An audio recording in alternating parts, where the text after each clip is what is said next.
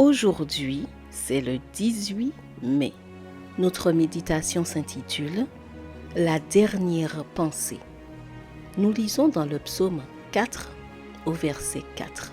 « Réfléchissez pendant la nuit et gardez le silence. » Une fois les lumières éteintes, je dis bonne nuit à mon mari et je pose ma tête sur l'oreiller moelleux.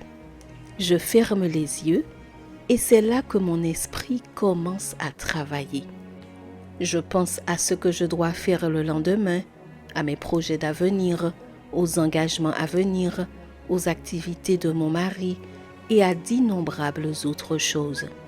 Enfin, sans m'en rendre compte, je suis plongée dans le sommeil. Puis, j'ouvre les yeux sur une nouvelle journée. Si je me suis endormie inquiète, je me réveille généralement dans le même état, voire pire. À quoi penses-tu avant de t'endormir?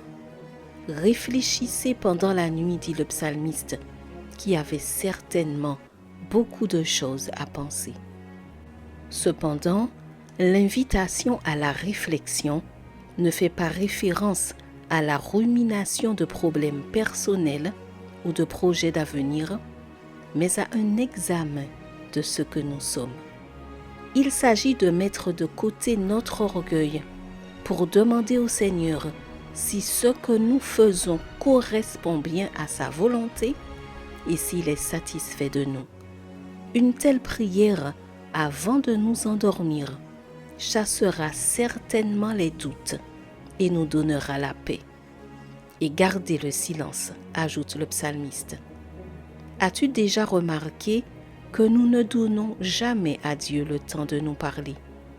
Il semble que, dans nos rencontres avec lui, il n'y en ait qu'un qui parle, et il s'avère que c'est toujours nous.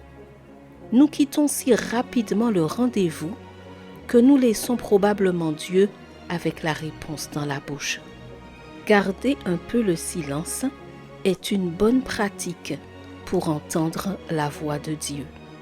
Si nous faisons cela, notre relation avec le Seigneur prendra un sens différent, de sorte que nos luttes quotidiennes, nos objectifs et nos projets d'avenir, l'éducation de nos enfants et tout ce qui était cause d'incertitude ne seront plus dans le doute nébuleux, mais seront illuminés par l'approbation ou non du Seigneur.